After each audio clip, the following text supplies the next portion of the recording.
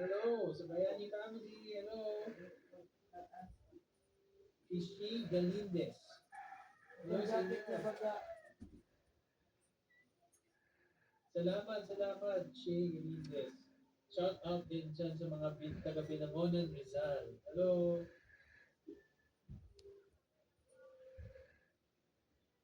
J.An. Micaela Ocampo. May tanong siya, sabi niya, how are you guys feeling after filming the story? Ako, I feel a sense of pride and joy talaga. Parang I birthed something beautiful that I collaborated with a fellow co-workers, and yeah, it was just like a nice parang coming together of everyone to tell this beautiful story. Parang nararamdaman ko talaga yung blessing nila.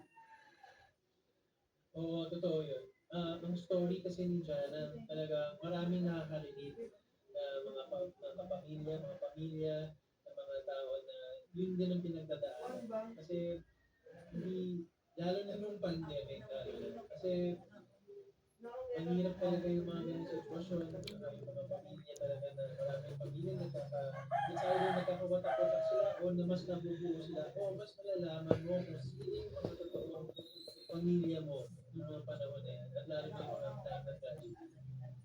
Kay Michelle Reyes, hello.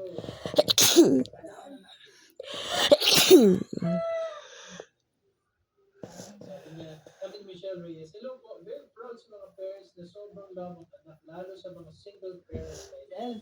Ako, buhay sa Mabuhay ang lahat ng mga sinabi.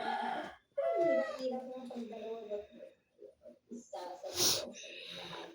And kay Jerlyn,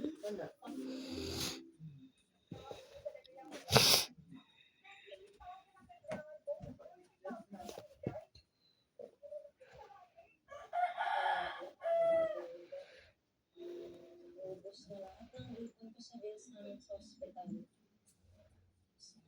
COVID lang ang tao sa bahay. Kasi lagi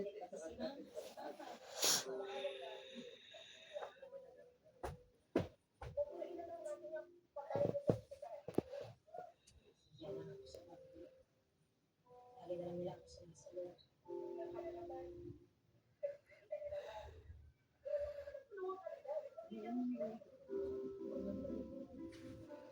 Kaya ko na pumasa sa pagdudula, hindi na magkakaroon sa ulo kasi matapos ko rin problema. Kakayanin ko na kumarin sila ng James. Isipan ko ulit na mag-break ng mobilis at